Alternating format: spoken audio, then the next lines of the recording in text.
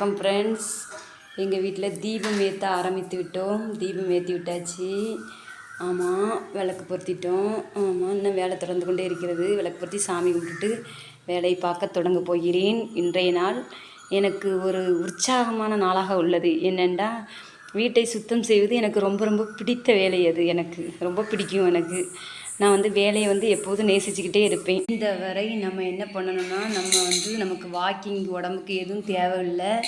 என்னென்னா, முடிஞ்ச வரைக்கும் நம்ம வேலைகள், நம்ம வீட்டு வேலைகளை பார்த்தாலே நமக்கு உடம்புக்கு ஒரு எக்ஸசைஸ் மாதிரி. ஆமாம், அதனால் அதே பண்ணலாம். என்ன காரணம் என்னென்னா, நம்ம சின்ன பிள்ளையிலேருந்து ஆக்டிவாக நல்லா வேலை பார்க்கணும், வைக்கணும். அப்புறம் கல்யாணம் முடிஞ்ச உடனே சோர்வு அடையக்கூடாது.